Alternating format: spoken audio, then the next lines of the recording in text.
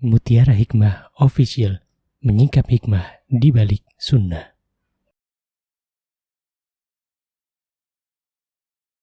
Salurkan donasi terbaik Anda untuk mendukung dakwah Mutiara Hikmah Official.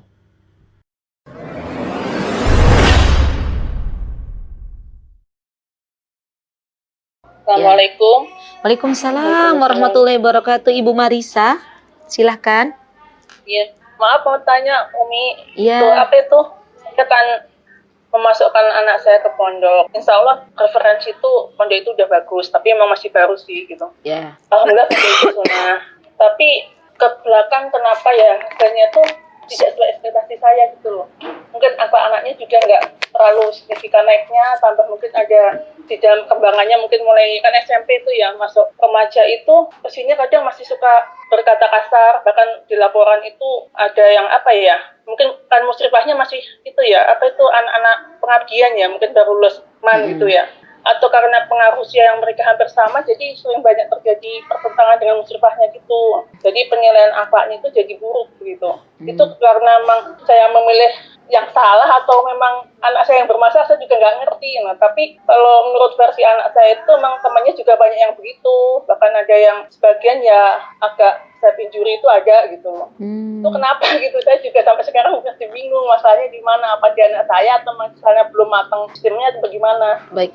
Dulu iya, Ibu Marisa izin saya bertanya sebentar. Dulu putranya Ibu sebelum Ibu memasukkan ke pondok tidak pernah berkata-kata yang tidak baik ya? Maksudnya kata-katanya bagus gitu? Ya mungkin ada, tapi itu masih kalau dinasihatin gitu dulu tuh masih apa ya, feedbacknya tuh walaupun ada nggak setuju tuh ya nada tinggi, tapi masih kata-katanya masih pantas. Nah, kalau sekarang aja udah agak kasar gitu, saya juga bingung.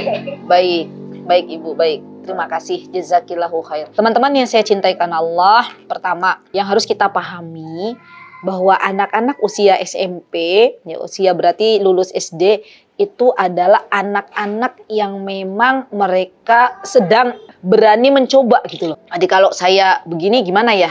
Kalau saya begini gimana ya? Dan mereka sedang mencari gitu, mencari kira-kira mana sih yang benar, teman ini bisa diikuti apa enggak? Coba deh saya mau mau berteman dengan fulan gitu. Saya juga pernah dulu Ibu ngajar di sebuah boarding school di pondok pesantren di Yogyakarta, dan saya melihat kasus itu lebih banyak di ranah SMP daripada di ranah SMA ya. Karena memang subhanallah anak-anak SMP ini masih labil. Di usia-usia SMP itu usia-usia di mana seharusnya ya banyak motivasi baik untuk mereka, dan usia-usia SMP ini seharusnya banyak perhatian yang harus dicurahkan untuk mereka gitu. Karena kalau sedikit saja kita meleng ya subhanallah, mereka akan mencari sesuatu yang enak, sesuatu yang menurut mereka asik ya. Inilah anak-anak SMP ya.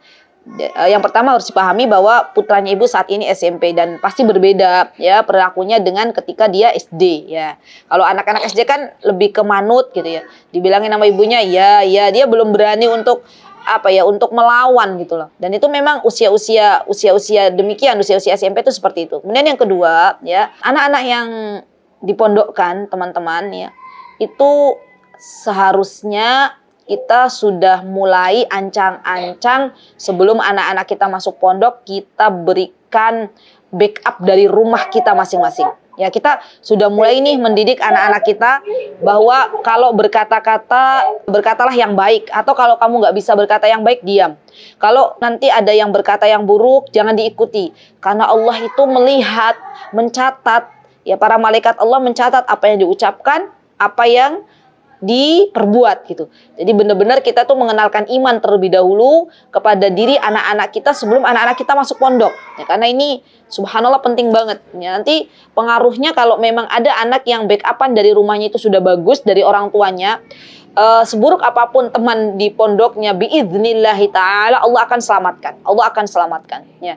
Yang banyak teman-teman, ibu-ibu, saya karena pernah dulu saya bukan musyrifah tapi mengajar, hanya waktu istirahat tuh saya banyak diajak ngobrol sama anak-anak gitu ya. Yang banyak terjadi, kenapa anak-anak pondok itu banyak terpengaruh oleh kawannya, karena waktu mereka ke pondok, mereka tuh belum mendapatkan nasihat bukan nasihat terbaik ya, backupan dari orang tua gitu loh. Jadi orang tua mengira bahwa anakku akan selamat di pondok. Dan ternyata anaknya sampai di pondok karena dia belum ada ilmu, belum ada backupan dari rumah gitu. Akhirnya mudah sekali ikut teman-temannya, kawan-kawannya. Dan kita tahu yang di pondok itu kan dari beragam jenis latar belakang orang tua, latar belakang keluarga gitu ya. Ada yang broken home juga ada yang dia juga mengalami kehilangan orang tua dari kecil gitu kan ada. Jadi bermacam-macam. Nah, pesan untuk teman-teman yang akan memondokkan anak, tolong anak-anaknya sebelum dipondokkan benar-benar diberikan ilmu tentang iman, bagaimana beriman kepada Allah, bagaimana merasa takut kepada Allah, itu dulu ya. Ini nanti anak-anak kita bukannya terwarnai, malah insya Allah mewarnai. Baik. Dan yang ketiga ibu-ibu, kalau mencari pondok itu saya lebih suka, kalau saya sama suami ya, lebih suka yang muridnya tuh nggak terlalu banyak gitu loh. Yang muridnya justru nggak terlalu banyak. Kenapa? Karena biasanya kalau murid yang banyak dengan musyrifah yang masih labil, kayak tadi ibu bilang, musyrifahnya anak-anak pengabdian, berarti musyrifahnya sendiri masih muda gitu kan, masih belum mateng. Dan biasanya kalau di pondok pesantren itu 500 siswi itu dipegang oleh satu pengasuh. Coba, kira-kira menurut ibu-ibu kebayang nggak tuh, keopen nggak? Anak 500 satu orang tua lah, istilahnya orang tua asuh. Kan nggak keopen ya.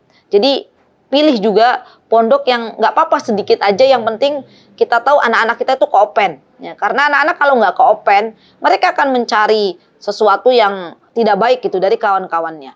Begitu ya ibu ya, wallahu taala a'lam.